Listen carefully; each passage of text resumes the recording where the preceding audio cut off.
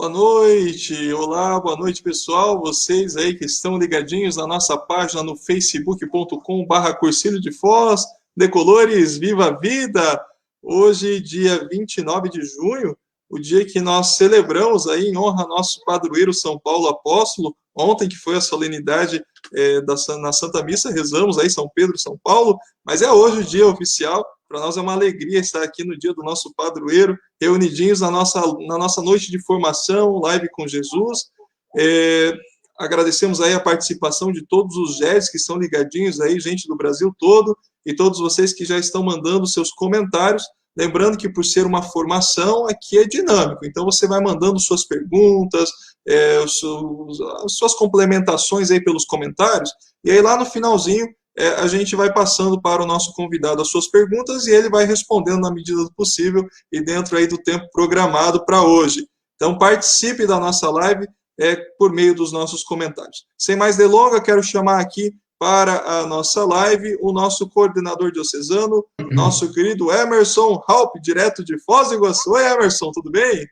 Boa noite, Lucas. Boa noite, meus irmãos cursilistas de todo o Brasil e de todo o mundo, né? Nós estamos atuando aí já no exterior, né, Lucas? Esses dias tinha o tal de Gabriel de Londres, né? Ele estava direto de Londres, o Gabriel. Hoje ele está em Buenos Aires, segundo ele. Ele está em Buenos Aires hoje, olha só. Esse menino é internacional. Sim, ele é colorado, ele é internacional. Então, sejam todos bem-vindos. Hoje nós temos a honra de receber a nossa live Dom Anuar Batiste, né, bispo emérito de Maringá, que vai nos proporcionar uma noite, com certeza, de muita sabedoria. Então, sem mais delongas também, vamos chamar o nosso convidado especial aí, Lucas. Dom Isso Anuar. mesmo, direto de Toledo. Hoje ele está aqui em Toledo. Boa noite, Dom Anuar, seja bem-vindo. Boa noite, Lucas. Boa noite, Emerson. É uma alegria poder participar com vocês desta noite para partilhar. É uma partilha, não é nenhuma aula teórica de teologia, porque eu não sou teólogo, não é? Eu quero partilhar com vocês, mais que tudo, algumas reflexões que possam nos ajudar dentro deste tema que vocês propuseram, não é? Como ser profeta dos tempos atuais no modelo de Maria, tendo Maria como modelo. Né? Perfeito. E o tema da profecia... Dona, só para ficar melhor para o pessoal acompanhar o senhor, eu só vou agradecer desde já a sua participação aqui conosco, e eu vou deixar o senhor bem à vontade, vou colocar o senhor na tela, porque nós queremos ouvi-lo. E aí, queremos prestar muita atenção no senhor. O senhor veio aqui hoje para nos ensinar, e nós queremos aprender. Meu Deus do céu. Então eu vou colocar o senhor bem aberto aqui na tela, e aí o senhor fique à vontade para conversar com todos os nossos irmãos cursilistas que nos acompanham. Beleza. Esse choro que vocês ouvem é da minha bebê que está aqui do ladinho, às vezes ela chora. A Lara é recém-nascida, está aqui com a gente. Dom Anuar, um prazer ter o senhor. No finalzinho, quando o senhor concluir, só nos chamar, a gente volta aqui na tela, tá bom? Ah, claro, tem que voltar. Não pode deixar. Fique à vontade, com o senhor. Obrigado. Então, eu quero convidar todos vocês, nesse momento, para invocarmos juntos as luzes do Espírito Santo, rezando em nome do Pai, do Filho e do Espírito Santo. Amém. Vinde, Espírito Santo, enchei os corações dos vossos fiéis e acendei neles o fogo do vosso amor. Enviai, Senhor, o vosso Espírito, e tudo será criado, e renovareis a face da terra. Oremos. Deus, que instruístes os corações dos vossos fiéis com a luz do Espírito Santo, fazei que apreciemos retamente todas as coisas segundo o mesmo Espírito e gozemos sempre da sua consolação. Por Cristo, Senhor nosso. Amém. São Paulo Apóstolo, rogai por nós. Como o Lucas lembrou, muito bem lembrado, foi feita a solenidade ontem de São Pedro e São Paulo, patrono dos cursilistas e do cursilho. Hoje é a festa propriamente dita, o dia 29 de junho. E ontem, nessa celebração solene dessas duas colunas da igreja, o Papa Francisco, a igreja tem o costume, a tradição, de entregar para os arcebispos e cardeais o pálio. Brevemente, é um símbolo que os arcebispos e cardeais usam ao redor do pescoço, como se fosse uma pequena estola feita de lã, símbolo da ovelha que o pastor deve carregar nos ombros. Este pálio é abençoado, foi abençoado ontem, ele é tirado do túmulo de Pedro, para simbolizar essa unidade dos bispos com o Papa abençoou e entregou. E eles vão receber este pálio, cada um na sua diocese. Então, ontem, essa celebração que acontece uma vez por ano, e o Papa tem essa cerimônia que ele fez ontem. Então, eu gostaria de partilhar com vocês, para começar a nossa conversa hoje à noite, sobre esse tema da profecia, como ser profeta nos tempos atuais, seguindo o modelo de Maria. Eu queria partilhar com vocês um pequeno trecho da homilia do Papa no dia de ontem, porque ele vai falar exatamente sobre a profecia. Então, o Papa diz assim: hoje nós precisamos de profecia, mas de verdadeiros profetas. Não discursos que prometem o impossível, mas testemunhas de que o evangelho é possível. Não são necessárias manifestações miraculosas. Dá-me pena ao ouvir proclamar: queremos uma igreja profética. Muito bem, diz o Papa. O que fazes para que a igreja seja profética? Servem vidas que manifestam o milagre do amor de Deus. Não potência, mas coerência. Não palavras, mas oração. Não proclamações, mas serviço. Queres uma igreja profética? Comece a servir. E não digas nada. Nada. Não teoria, mas testemunho. Precisamos não de ser ricos, mas de amor aos pobres, não de ganhar para nós, mas de nos gastarmos pelos outros, não de consumo do mundo, do estar de bem com todos. Entre nós, usa-se a expressão, dizia o Papa, estar de bem com Deus e com o diabo. Estar de bem com todos. Não, isto é profecia. Mas precisamos de alegria pelo mundo que virá.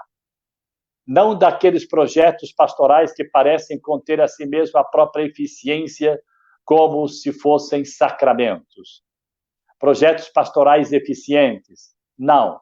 Mas precisamos de pastores que ofereçam a vida, de enamorados de Deus. Foi assim, como enamorados, que Pedro e Paulo anunciaram Jesus. Pedro, antes de ser colocado na cruz, não pensa em si mesmo, mas no seu Senhor, e considerando-se indigno de morrer como ele, pede para ser crucificado de cabeça para baixo.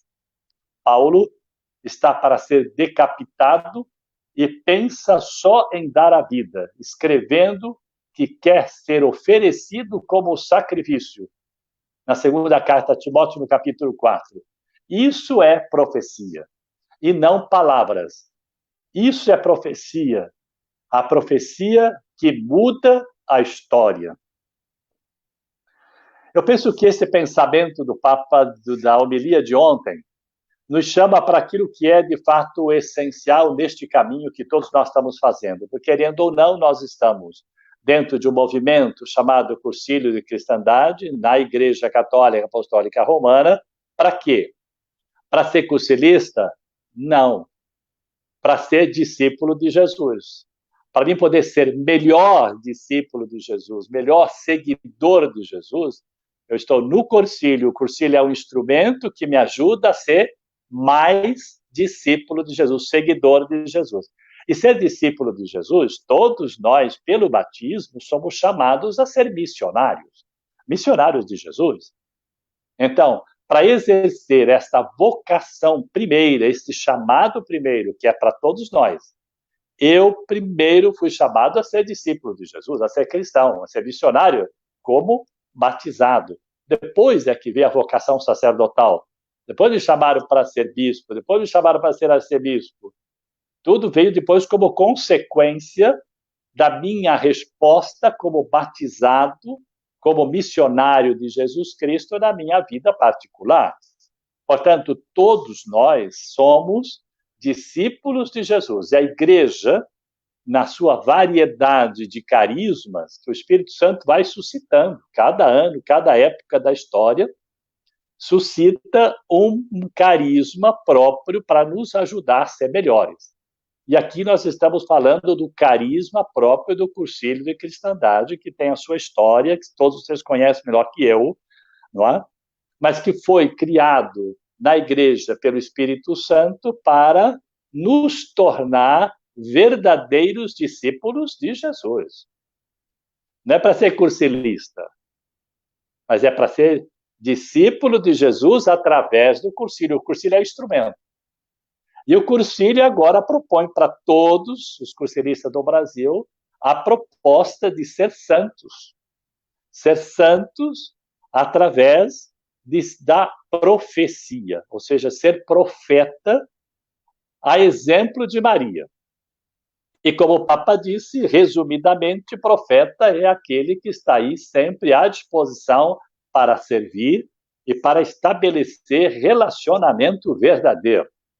Relacionamento verdadeiro entre nós, e nesse relacionamento verdadeiro entre nós, relacionamento marcado pela caridade, pelo amor, pelo perdão, nós estamos prontos para se relacionar também com Deus. Porque aquele que diz que ama a Deus, mas não ama o seu irmão, é mentiroso. E o mentiroso não se salva, não fica santo. Não? Então, o caminho para nos encontrar com Deus, para viver a nossa profecia, ou seja, o nosso testemunho, mais do que fazer coisas, é ser exemplo e testemunho de Jesus Cristo aonde a gente está. E aí vem a proposta, que você sabe muito bem, é transformar as estruturas do mundo, os ambientes onde vivemos. Essa transformação vai acontecer na medida que eu vivo aspecto profético da minha vocação de discípulo missionário de Jesus Cristo, servindo, amando, perdoando, sendo um exemplo de vida. Essa é a profecia. Não é fazer previsões. Profeta não é aquele que fica anunciando bobagem, fim de mundo e não sei o quê. Aí então vem agora a onda de gafanhotos, não é? Aí já tem aqueles que estão falando, pronto, aí vem a praga dos gafanhotos, a praga do Egito, Deus está castigando, é o fim do mundo. Não, isso não é profecia, isso é bobagem. Porque não é a primeira vez que acontece isso e não vai ser a última também, não. Né? Isso aconteceu já no Antigo Testamento, aconteceu já várias vezes em outros lugares e tocou para nós dessa vez, né? Por N situações. Então, não é atrás de profecias, de previsões, de catástrofes e desastres humanos para criar medo no coração das pessoas. Isso nunca foi profecia. Nunca. A profecia é bem armada de um anúncio da alegria de ser discípulo de Jesus e, na alegria de ser discípulo de Jesus, denunciar tudo aquilo que não é do projeto de Deus.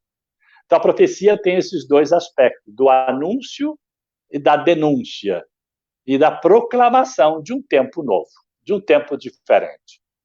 E aí foi escolhido como modelo de profecia, para nossa reflexão hoje à noite, Maria. Maria, a profetisa de Jesus. É a mãe de Jesus, mas ela viveu a profecia a partir da sua própria vida. E antes de entrar propriamente no tema, que é o canto de Maria, eu gostaria de fazer um pequeno comentário sobre o estilo de relacionamento que nós temos com Jesus, com Deus Pai, com Maria, nossa mãe, com o nosso irmão, nossos irmãos, o nosso relacionamento com o nosso Pai. Acho que é importante a gente recordar que, culturalmente, nós, povos latino-americanos, nós, por cultura, nós temos uma aproximação muito mais da mãe do que do pai. Não sei se é para a experiência de vocês, não é? Mas eu me lembro, eu quando criança, eu queria um dinheirinho no fim de semana para comprar uma Pepsi Cola, né? Ou um Guaraná, ou sei lá o quê, um pirulito, né? A gente dizia para a mãe pedia para o pai. A mãe era mais fácil, era mais próxima, era mais simples, tinha mais confiança, mais ternura, mais proximidade era com a mãe. E aí, então, vem a figura do pai. Mas por quê? Culturalmente, o pai é aquele da autoridade, é aquele do trabalho, está mais ausente, é aquele que dá as ordens. E aí vem toda aquela situação da figura do pai, que é mais aquela figura de respeito, de afastamento, não é? E muitas das vezes nós transferimos esse relacionamento com o pai aqui na Terra também com o pai lá do céu, não é? Nosso pai do céu não tem nada a ver com o comportamento do nosso pai aqui na Terra. Apesar que as crianças, muitas vezes, quando você fala que Deus é pai, poxa vida, eu tenho um pai que me bate todo dia, agora você vai me falar que Deus é pai? Pelo amor de Deus, eu não quero esse pai, não. Ou seja, a experiência de pai aqui na Terra, ele transfere para a sua experiência de relacionamento com Deus. Agora, Deus é amor. Não é? Então, nesse sentido, nós somos mais próximos da mãe, porque a mãe é mais terna, é maternidade, é mais ternura, mais carinho, mais aconchego. E é por isso que também, na história, historicamente, Maria intervém na humanidade em todos os momentos em que seus filhos estão sofrendo. Então, as mais variadas aparições de Nossa Senhora, verdadeiras aparições, reconhecidas pela Igreja, né? Fátima, Lourdes, né? Guadalupe, né? Aparecida, né? Todas elas são sempre mães que aparecem no momento de sofrimento dos filhos. É a mãe mais próxima, é uma mãe que está atenta às necessidades dos filhos. Como ela, mãe, estava atenta nas bodas de Caná, ela foi convidada, e como convidada podia ficar muito bem tranquila, sentada, eu sou convidado, vim aqui para comer e beber, o problema não é meu. Né? A mãe ela fica atenta a tudo. Ela era convidada, mas ela era mãe. Era mãe daqueles noivos. Ela era mãe daquela festa. E ela tenta perceber que estava faltando alguma coisa. Está faltando o essencial aqui na festa, que era o vinho. Para quem ela vai pedir para o filho? Ó, meu filho, eles não têm mais vinho, acabou. Vão passar vergonha. Ou seja, a mãe atenta, ela intercede, ela pede, ela provoca o primeiro milagre. Porque é a mãe que sempre acompanha seus filhos nas suas necessidades. Por isso que nós temos muito mais proximidade com Maria do que com Jesus. A mãe é mais carinhosa. Quantos santuários tem de Maria no mundo e no Brasil? Santuários, não é? Ou seja, na Europa também, né? Vai para a Europa para conhecer o santuário de Fátima, santuário da Milagrosa, santuário de Salete, santuário de Lourdes, e assim vai. Mas apenas é para um comentário para dizer que a nossa aproximação ela é muito mais fácil com Maria do que com Jesus. Maria é a ternura. Jesus representa a figura do Pai. Apesar de ser nosso irmão, não é? Apesar de ser nosso irmão, é a figura que nós depois vamos também ser provocados para um encontro pessoal com Jesus.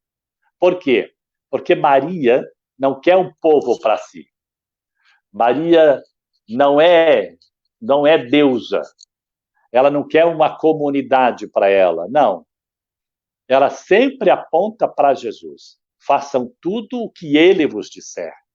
Então, para nós, é importante esse relacionamento, porque Maria nos leva a Jesus. E contemplar Maria como a profetisa, a profecia de Maria, significa entrar de cheio no cântico que nós chamamos de Magnífica. No Evangelho de Lucas, nós vamos encontrar no primeiro capítulo esta expressão bonita. Magnífica significa louvor, louvar, exaltar. Aliás, o Evangelho de Lucas, no primeiro capítulo, tem 2 hinos muito bonitos, que é o Cântico de Maria, o Cântico de Zacarias, e no capítulo 2 de Lucas, nós vamos encontrar o Cântico de Simeão, melhor, que no Antigo Testamento, na primeira carta de Samuel, no capítulo 2, de 1 a 10, nós vamos encontrar o Cântico de Ana. E neste Cântico de Ana, a mulher, Maria, é proclamada a mulher de fé. É a profetisa e membro da comunidade. Maria é a mulher de Israel, do povo de Israel, que recorda a ação de Deus na fidelidade da história, a partir da promessa de Abraão, para libertar o seu povo para a terra prometida. Então, na primeira expressão do Cântico de Maria, nessa profecia de Maria, ela destaca a alegria.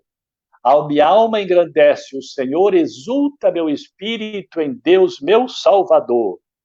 Meu espírito se alegra em Deus, meu Salvador. A alegria, portanto, conforme o canto de Maria, nessa expressão, é exatamente uma exaltação da minha alma. A minha alma significa todo o meu ser, meu psiquismo, a minha mente, a minha maneira de ser, tudo aquilo que eu carrego dentro de mim, é nesta evolução afetiva e efetiva que depois vai marcar a experiência mística dos grandes santos.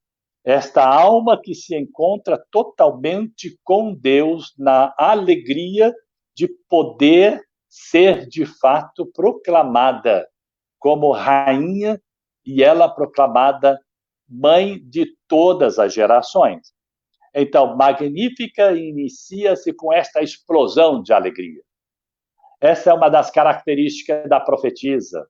E ser profeta, meu irmão, é ser uma pessoa alegre, pessoa feliz, pessoa realizada, mesmo carregando as cruzes de cada dia, mesmo nas provações, mesmo quando as coisas não estão dando certo. E então, essa explosão não existe nada mais tão simples e tão saudável. Para o evangelista Lucas, a alegria é um sinal claro de um novo tempo. Um tempo marcado pela presença de Jesus no meio de nós. Em Mateus 18, 20, onde 2 ou mais estão reunidos em meu nome, eu estarei no meio deles. Essa alegria da presença de Jesus entre nós, é Ele que dá o sentido à nossa vida.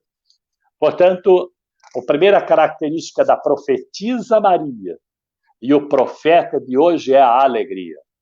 Nada de cara de Sexta-feira Santa, apesar de tudo, hein? Apesar de tudo. Desses tempos difíceis que nós estamos atravessando. Aprender com Maria. A segunda característica do canto de Maria, da profetisa e da profecia, é a humildade. A humildade. Uma pessoa é humilde quando ela é desprovida de senso ingênuo, desprovida de senso que de fato lhe faz grande, todo-poderoso, sabedor das coisas, só eu sei, só eu entendo, eu sou o dono da verdade. Não.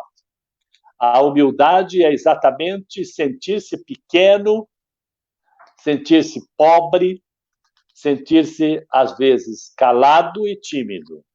Uma das características que mais marcou a humanidade desde a eleição do Papa Francisco é a humildade. Um homem simples, humilde, que rompeu estruturas, deixou a cadeira dourada para sentir uma cadeira de madeira,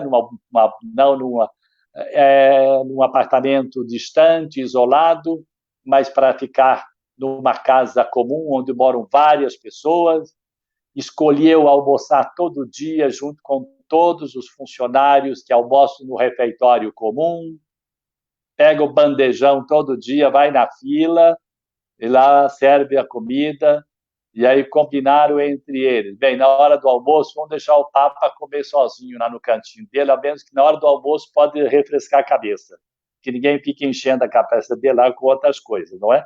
Então, a humildade. A palavra humildade vem do humus. Humus, para todos vocês aí, a maioria de vocês que trabalham na roça, na terra, sabe o que significa humus, não é? A fertilidade da terra, né? A umidade, aqueles nutrientes todos que a terra precisa para produzir frutos. Humildade é este cultivo que está na terra para produzir frutos e que não aparece, não é? Não aparece. Os nutrientes, você olha e não vê, mas estão ali presentes. Por isso, a humildade não é uma qualidade típica dos fracos, mas do ser humano a caminho da maturidade. E quanto mais uma pessoa exerce cargos complexos de autoridade na igreja e na sociedade, mais necessita desenvolver a humildade, para que o poder não se desvirtue em dominação e autoritarismo, que é o grande perigo hoje de quem tem poder e autoridade na mão. Só eu mando. Não. Pois a grande tentação do poder é a prepotência, o orgulho, a pessoa engrandece a si mesma e não a Deus. O contrário que Maria, que proclama e exulta a alegria de estar com o Senhor. Por isso, da sua cadeira de executivo ou de autoridade, faz um trono do qual reina. A sua versão dos fatos se transforma em verdade inquestionável. Ninguém pode questionar nada.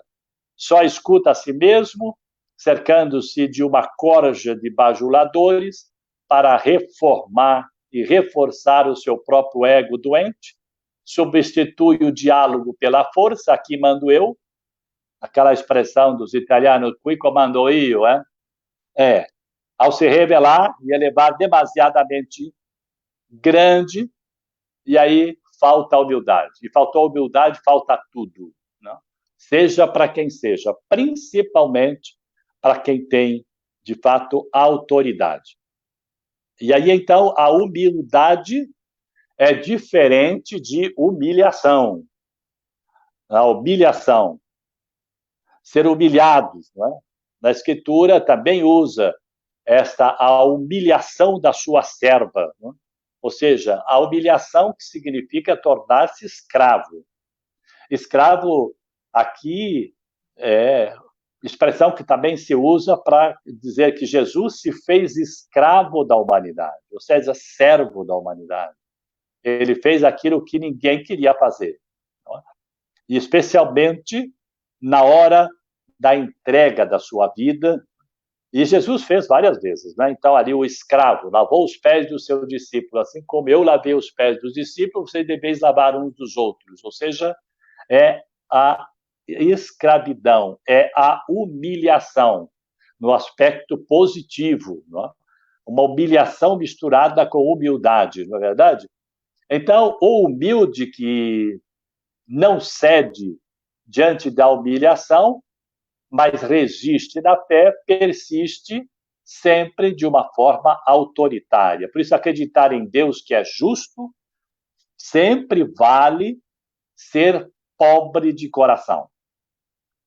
Pobre de coração, humilde, simples, pronto para fazer o serviço que ninguém quer fazer. É o serviço que Deus fez por todos nós. É Javé, o defensor dos pobres e dos humildes, e nesse sentido é que nós queremos olhar para Maria, que resume em si esse duplo sentido. Ela traz em si, como profetisa de Deus, a humildade, e é uma mulher pobre de Nazaré, da Galileia, com tudo o que significa na Palestina do seu tempo, na parte anônima. E aí, então, vem outro sinal da profecia que nós vamos aprender de Maria, que é o silêncio. É o silêncio. Dificilmente a gente fala do silêncio de Maria. Ficou 3 anos acompanhando Jesus. Quando é que ela falou? Só nas bodas de Caná. Eles não têm mais vinho. E depois foi dizer para os garçons, faça o que ele mandar. Obedeça ao filho, que está tudo resolvido. Né? Pronto, calou, boca fechada, o tempo todo. A mãe presente acompanhando o filho sem interferir uma vez sequer na vida do filho. A profecia da mãe através do silêncio. E aqui, então, nós, irmãos, precisamos calar mais do que falar. Principalmente neste tempo. Aqui eu quero fazer um parênteses, que me parece importante. Nós estamos vivendo um tempo complicado, tempo difícil, um tempo onde sai da nossa cabeça e do nosso coração um monte de perguntas. Este tempo nos pegou de surpresa. O futuro chegou de supetão. E nós não estávamos preparados, não é verdade? E então, nós somos marcados por perguntas. E não tem respostas. Ninguém tem resposta. De onde vêm as respostas? Quem é que vai responder? O silêncio. Essa é a hora da escuta. Mais do que falar, mais do que procurar soluções, mais do que ficar querendo resolver as coisas sozinho, é a hora de dobrar os joelhos. É a hora do silêncio, é a hora da escuta. Deus está falando para nós. E nós não temos escutado. É preciso escutar. A atitude de escuta de Deus na oração, no silêncio, nessa certeza absoluta de que cada lar, cada casa, cada família é uma igreja doméstica. Satanás chegou para o Papa Francisco, naquela brincadeira que saiu na internet, que vocês viram, né? Satanás chegou e disse para o Papa, olha, está vendo, eu fechei todas as igrejas. E aí o Papa respondeu, eu abri uma em cada casa. O que o Papa estava dizendo? Onde 2 ou mais estão reunidos em meu nome, eu estou no meio deles. É a presença viva de Jesus em cada lar, em cada família, onde 2 ou mais estão reunidos em meu nome. É essa presença viva de Jesus em cada lar, em cada casa, não importa como, quando e que maneira. Basta que eu acredite nessa presença viva de Jesus e eu saiba fazer silêncio e escutar o que Deus está falando para nós neste tempo difícil, neste tempo complicado. Nós estamos querendo logo solução para tudo, achando que passando a pandemia vão voltar tudo como era antes. Vai ser um desastre. Será que não aprendemos o que é o mais importante para todos nós? Sendo que todo mundo foi pego de maneira igual. Todo mundo em casa. Em casa. E aí quanta riqueza, quanta beleza foi descoberto que não tínhamos descoberto antes. O fato de estar em casa, a companhia, a presença, os filhos, a esposa, os pais, os filhos contemplando, tá? Mesmo com todas as dificuldades e até mesmo com aquelas briguinhas necessárias e normais que aconteçam. Mas aprendendo a amar e perdoar. Aliás, até uma expressão do Papa Francisco que diz: tu pode até sentir raiva de alguém, não tem problema não, mas reza por ele depois. Então, não se trata de não ter briguinha, de não, tem sim, mas a gente é capaz de superar, pedir perdão, dar um abraço e rezar um pelo outro e vamos para frente, porque o que é mais importante é o amor entre nós. O resto é bobagem. Redescobrir o valor da casa e da família, essa igreja doméstica. Meus irmãos, as perguntas estão no coração. Não procure fora a resposta. A resposta está dentro do coração de cada um de nós. É preciso escutar no silêncio, criar calo nos joelhos, na oração, em casa, em família, na igreja doméstica, com a presença de Jesus. Aí está o segredo. Para a gente não entrar no desespero, nem no medo, e muito menos ficar angustiado, achando que é o fim do mundo, e, de repente, acabando de fazer bobagem pior do que o que já está acontecendo ao teu redor. Vamos aprender com Maria, a mãe humilde, simples e pobre, mas que soube escutar o filho e indicar o caminho para todos nós. Façam tudo o que ele vos disser. Esse é o segredo para a nossa vida, hoje, agora. É a escuta e obediência ao filho, através da mãe, a profetisa de Deus, que canta alegria na humildade e busca para todos uma nova humanidade. E quem sabe, depois desse desastre que nós estamos passando, que nunca sabemos até quando vai, também não importa. Importa saber como viver cada dia. É o como. Como é que eu posso fazer e viver essa história que se envolve totalmente a minha vida. E aí, então, para todos nós, um outro aspecto deste profetismo de Maria é a misericórdia. E é um tema caríssimo para São Lucas. A profetisa da nova humanidade que se apresenta como a misericórdia, da prepotência para a humildade, da arrogância, da autossuficiência para aceitar um novo tipo de viver, um novo relacionamento diferente, verdadeiro, onde não importa quem errou, importa sim a nossa capacidade de amar. Bobagem saber quem é que quebrou. Quebrou, junta os cacos, joga fora, perdoa e vá para frente. A história do povo de Deus é marcada por quedas e reerguimento. Por isso, a profecia de Maria é recordar, é anunciar, é denunciar, é criar uma nova esperança, um novo tempo. Um tempo de Deus, da força de Deus, da sua expressão forte de um Pai que nos ama imensamente. E nada acontece por acaso. Tudo é amor de Deus. Também a dor e o sofrimento. Deus não tem prazer em ver os seus filhos sofrerem. Não tem.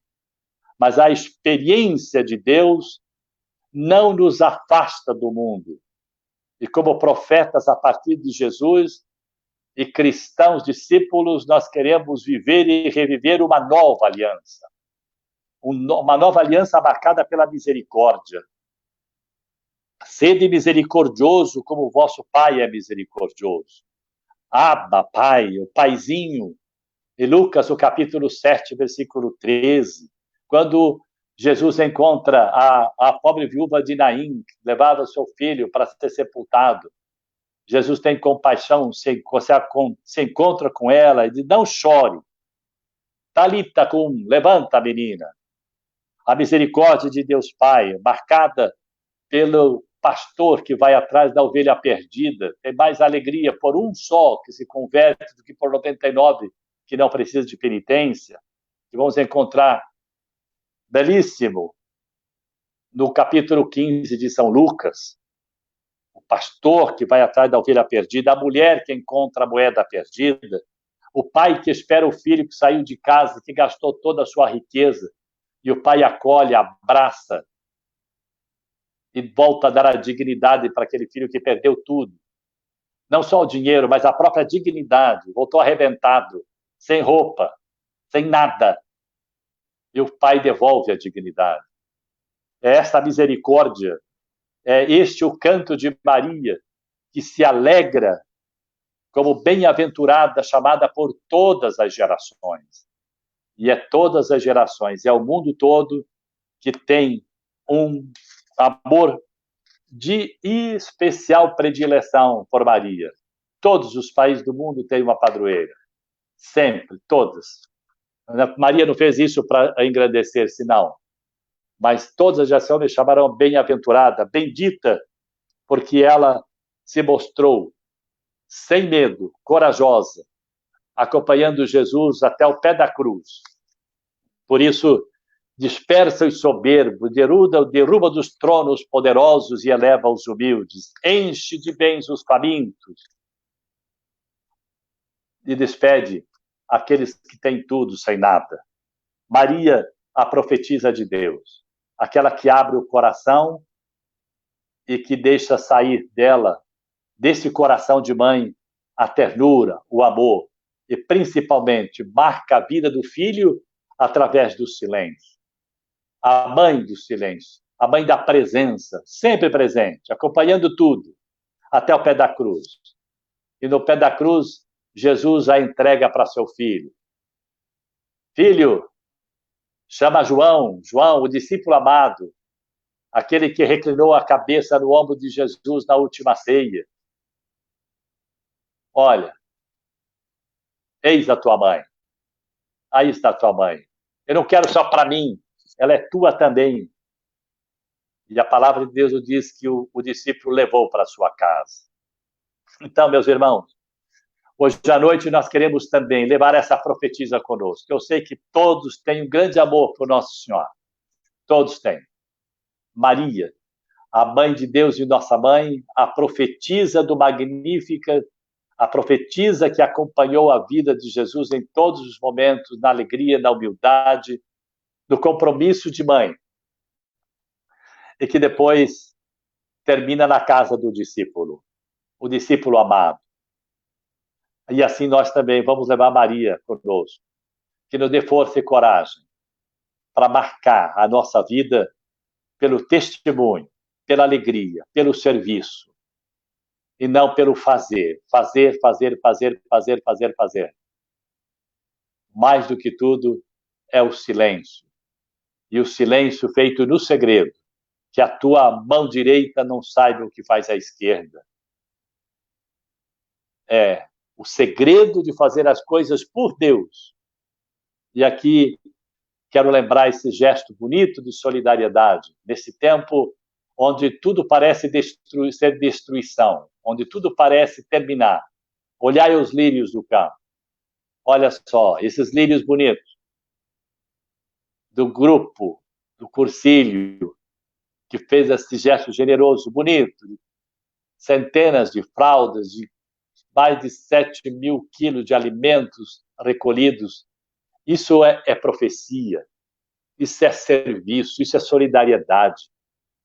O nome novo da profecia chama-se solidariedade. Ser profeta é ser solidário, é sofrer com o outro, é chorar com o outro, é se alegrar com o outro. Não só aquele tapinha nas costas, não. mas sim aquele compromisso de irmão disposto a dar a vida um pelo outro, a começar dentro da nossa própria casa. Ali começa a profecia, ali começa o serviço, ali é a casa da alegria, da humildade, da misericórdia, da compaixão. Saber que podemos cair, mas sempre temos a chance de recomeçar. Deus, nosso Pai, nos abençoe, nos ilumine. Maria nos proteja nesse caminho para sermos profetas nestes tempos difíceis. É o que mais o mundo precisa. Profeta da alegria e da esperança, da solidariedade e da coragem que vai além dos fatos, porque em cada fato tem uma mensagem de Deus. Deus está falando, meu povo querido. Vamos escutar, que as respostas às nossas perguntas só vêm da nossa capacidade de escuta. Deus seja louvado, que Maria nos acompanhe. Lucas, Emerson, é com vocês. Muito bem, que bom ouvir as suas palavras, Dom Anuar. Eu acompanhei aqui os comentários do pessoal e dá para perceber que as suas palavras nos encheram de esperança neste tempo tão conturbado, um tempo tão desesperançoso. Eu até ouvi um relato aqui de uma irmã nossa do Cursilho, a Maria José, ela dizendo, sabe, as palavras do Anuar, e aí eu acho que ela meio que questiona que como ser humilde hoje, exemplo de Maria, neste momento em que estamos vivendo, até mesmo quando passamos por uma situação de doenças na família, com testemunhos de vida, como o Senhor mesmo disse, oração em silêncio e escuta. E aí ela até diz, e aí de repente vem alguém e te joga um balde de água fria. Então ela deve ter passado por alguma situação complicada, e aí ela vem fazer esse questionamento, né? Quando vem este balde de água fria, quando nós nos deparamos com as dificuldades, às vezes dentro da própria família, né? Como guardar essa humildade, este silêncio, exemplo de Maria, né? O nosso coração humano, às vezes, tão rebelde, tão impulsivo, de que forma nós podemos nos inspirar em Maria, Dom Anuar, para conseguirmos, de fato, sermos mais humildes e mais silenciosos? Eu penso que a profecia de Maria foi o silêncio, mesmo não entendendo.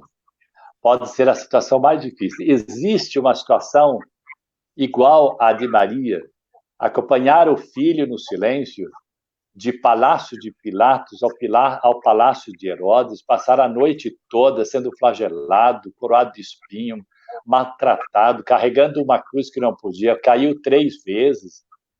Ela e Maria Madalena e as outras Marias foram lá enxugar o rosto do filho, não disse uma palavra.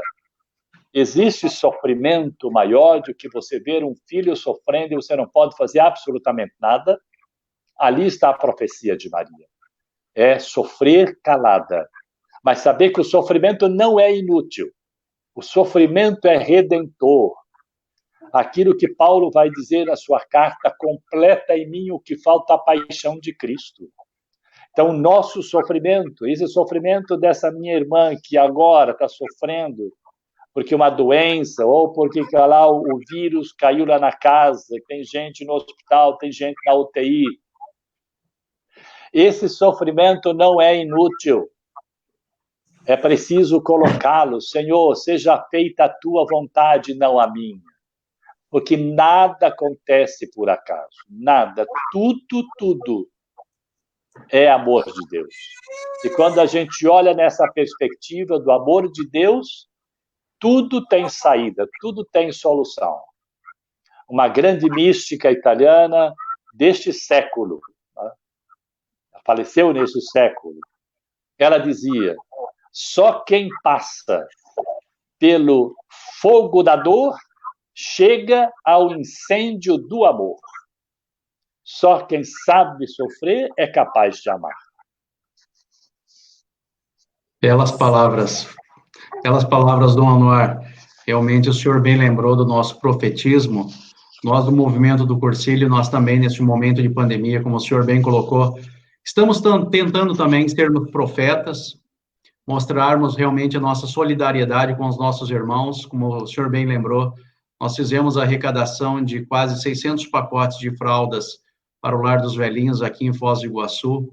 nós tivemos mais de 7 toneladas de alimentos arrecadados pelos nossos irmãos de outras cidades que distribuíram nas suas cidades, como Criciúma, Palmas, Beltrão, Umuarama, Cascavel e etc.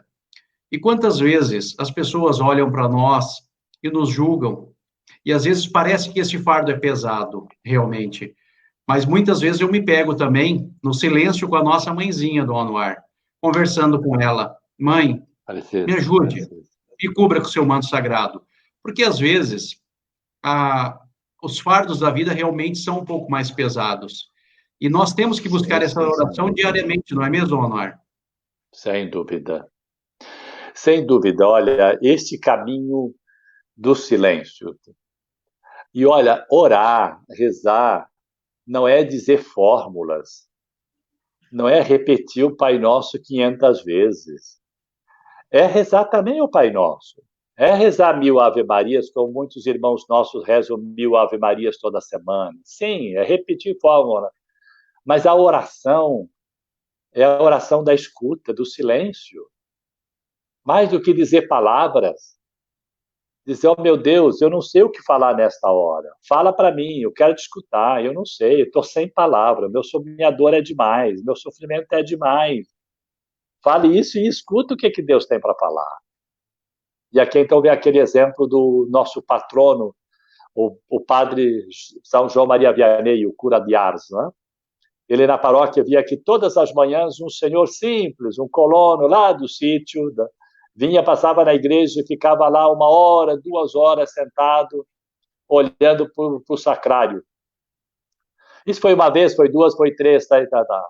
Aí um dia desses o padre chega e pergunta para ele, escuta meu irmão, eu estou vendo que o senhor vem aqui todo dia, o senhor fica aqui 1 hora, 2 horas aqui na igreja, só olhando lá no altar. O que o senhor faz?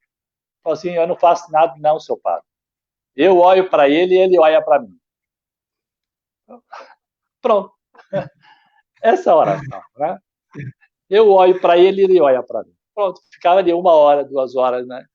Então, nós temos irmãos nossos que sabem rezar, batendo palma, falando em línguas, louvando, fazendo barulho e tudo mais. É o estilo de oração próprio deste movimento, deste carisma, não é?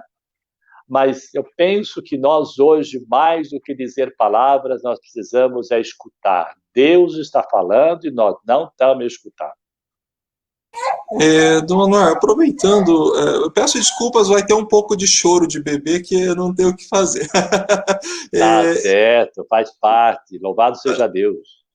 O Tiago até postou no comentário antes ali a passagem de segundo livro das Crônicas, capítulo 7, e tem circulado bastante nas redes sociais, no Facebook. A minha mãe um dia me mandou no WhatsApp essa passagem. Acho que o pessoal estava um pouco preocupado, porque a questão dos gafanhotos, que o senhor bem lembrou, né? Todo mundo estava interpretando como um sinal de Deus. E no segundo livro de Crônicas, capítulo 7, versículo 13, ele fala, quando eu trancar o céu e faltar chuva, quando mandar os gafanhotos para devorarem os campos.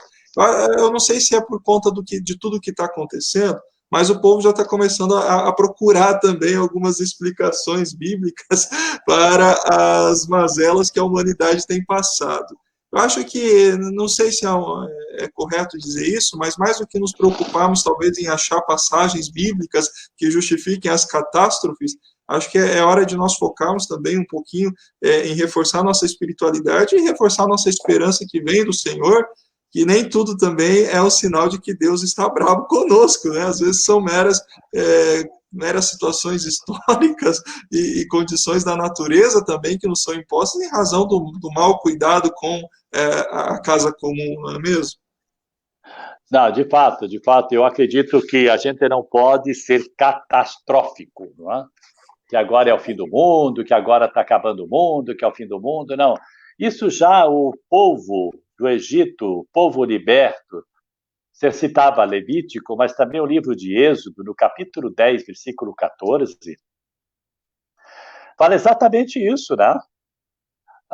Os gafanhotos invadiram todo o território egípcio e eram tão numerosos como nunca houve antes e nunca mais haverá. Cobriram toda a superfície do solo, devastaram a terra, devoraram toda a vegetação do solo, todo o fruto, o fruto das árvores que tinham deixado, em todo o território do Egito não ficou nada verde nas árvores, nem vegetação no campo. Então não é a primeira vez, não vai ser a última. São fenômenos naturais, né? São fenômenos naturais que acontecem isso de câncer, como também a própria pandemia do coronavírus. Tem até um cálculo aí, né, que de 100 anos aparece uma catástrofe dessa para a humanidade. Né? Então, agora, vamos dizer que é o fim do mundo, que Deus está castigando. Nós temos que entender tudo isso como um sinal para que todos nós estejamos sempre nessa sintonia com um Deus amor. O nosso Deus não castiga. Deus não é vingador. Não vai mandar gafanhoto para nos matar. Não é Deus que está mandando isso, não? São fenômenos naturais que depois Deus usa para chamar atenção. Opa, o que está acontecendo? O que nós estamos fazendo de errado? Não? O que eu tenho que mudar? Não? Então, mas não levar logo para aquele extremismo exagerado de que já são sinais dos fins dos tempos. Isso sempre acontece. Aproveitando, o senhor falou ali que Deus não nos manda, né, esses males e etc. O Padre Jean de Cascavel, agora recentemente nós tivemos reunião da Vitória, a única reunião que nós tivemos com todo o GER aqui numa Assembleia Regional, na sua homilia, ele falava sobre as tentações, né? Nós estamos neste mundo e Deus não nos manda as tentações. Quem nos manda tentações é o inimigo, é o capeta realmente. Porque quando nós estamos firmes na fé, ele vem para nos atentar. Deus não nos atenta. É mais ou menos por aí mesmo, né, Dom Anuar? Porque essa é a tentação que vem do inimigo. Olha, não tem nenhuma oração na igreja que fala para Deus, meu Deus, tire as tentações. Não tem nenhuma oração. Mas tem uma que Jesus ensinou. Não me deixe cair. Tentação vai existir sempre. Sempre. De todo tipo. Né? Não só no lado moral, mas de todo tipo. Né? Vai existir sempre. O que nós temos que pedir a Deus todo dia, não me deixe cair. Deixe eu vencer essa tentação. Às vezes até uma pequena coisa, né? Uma bobagem, às vezes uma coisa que a gente faz até sem querer. Né? Então Deus também não vai me castigar porque eu caí na tentação. Né? Ele vai querer que eu reconheça o erro e volte. Né? Vamos lembrar de Pedro um pouquinho? Pedrão deu uma baita bola fora, né? Lá no Palácio de Pilatos. Né? Eu nem conheço esse homem. Né? Negou Jesus, assim, de cara lavada. Né? Mas a palavra diz que ele saiu, chorou amargamente e voltou para trás. E depois Jesus escolheu o chefe dos apóstolos. Né? Pisou na bola, mas se arrependeu, voltou. Judas fez o contrário. Vendeu por 30 moedas de ouro, desesperou e foi na forca. Né? O arrependimento leva para a vida, o desespero leva para a morte. Então, nós precisamos buscar esse equilíbrio, não é? Onde nós todos somos chamados, não é? Para viver como filhos amados de Deus e com capacidade de amar, mesmo quando nós erramos. Perfeito. Dom Anuar, nós fazemos uma pergunta, eu vou pôr aqui na tela, vai tampar um pouquinho, mas eu já tiro. É do padre Luiz Carlos, aí de Toledo, Dom Anuar. Ele pergunta o seguinte, ó, Maria também foi migrante, foi com José e seu filho Jesus até o Egito, fugindo das perseguições de Herodes. E hoje, como valorizar e ser solidário com tantos migrantes, seguindo o exemplo de Maria? Essa é a pergunta do padre Luiz Carlos Franzner, ali de Toledo, ele que é nosso assessor do GER, assessor eclesiástico aqui do GER Sul 2, Paraná 1. É meu vizinho. Olha só. Ô, Luiz, tá bom, depois eu vou puxar a tua orelha, viu? Não. Valeu, Luiz, bem lembrado. Olha, veja bem, existem migrantes hoje porque não existe justiça, existe autoritarismo, regimes ditatoriais onde roubam o pão da boca dos pobres, que tem que sair da própria terra, da própria casa, abandonando muitas vezes pedaços da família e um pedaço levando junto para procurar um pedaço de pão para comer e viver e defender a vida. O migrante hoje existe porque existe injustiça, exploração e ditadura de poucos malvados e malditos em nome do autoritarismo e do poder. Esqueceram da dimensão que estão ali para defender a vida. E aí, então, de onde é que vem? Onde é que estão vindo os nossos migrantes? Né? Da onde? De países onde o povo está passando fome, está morrendo de fome. Né? E vem para cá. Então, a nossa atitude qual é? É acolhida. Por isso, a igreja tem a abençoada pastoral do migrante. Das nossas dioceses, tem várias iniciativas de acolhida, de apoio, de acompanhamento.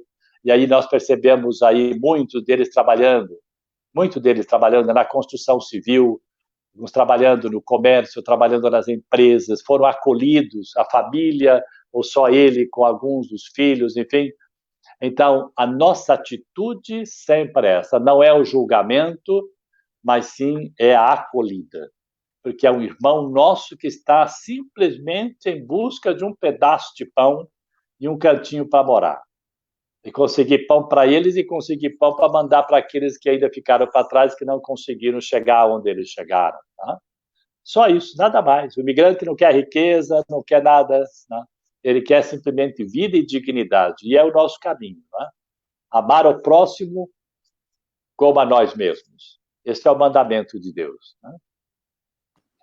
Muito bem. O Emerson, vou deixar para você fazer os fechamentos. Agora já passamos de 1 hora de live. Vamos deixar também do ano. Já passa rápido, né? Passa rápido quando a gente está com a conversa muito legal. Rápido. Vamos deixar o senhor também dar uma descansada agora, né, Emerson? Então, faça as nossas honras. Bom, Dom Anuar, é com muito prazer realmente que nós recebemos o senhor. Muito obrigado pelo seu sim. Para que todos saibam, foi feito um convite para esse abençoado homem, e ele disse o seu sim no primeiro momento. Com muito prazer, realmente, que nós recebemos o senhor. Muito obrigado pelo seu sim. Pronto. O senhor realmente mostrou o quanto o senhor é humilde. Muito obrigado. Obrigado a todos os nossos irmãos, todos os GEDs aí. Nós temos GEDs do Brasil inteiro, do Anuar, que assistiram as suas sábias palavras. Eu li ali um pouco nos comentários, as pessoas realmente fascinadas com as suas palavras. Muito obrigado. Obrigado a vocês, me coloco à disposição, se posso colaborar, estou aí à disposição de vocês. E que Deus continue derramando bênçãos sobre todo o movimento de cursilho de cristandade, para que seja essa expressão de um discipulado corajoso e profético na igreja, hoje, que mais do que nunca está precisando. Que Deus abençoe a cada um de vocês, abençoe nossas famílias, em nome do Pai, do Filho e do Espírito Santo. Amém. Amém. Obrigado, Dom Anuar, obrigado a todos vocês que nos acompanharam. Recordo que essa live, junto com todas as demais lives de formação, ficam gravadas aqui no nosso Facebook e ficam à disposição depois, para caso você queira compartilhar com algum amigo ou algum familiar que não pôde assistir ao vivo, depois então tem a oportunidade de assistir por todo o tempo aí que vai ficar disponível. Dom Anuar, mais uma vez, muito obrigado em nome do nosso GED aqui de Foz do Iguaçu. Emerson, obrigado. Obrigado a todos. Encerramos por aqui, gente. Tchau, tchau. Boa noite. Valeu, boa noite. Tchau, tchau, gente.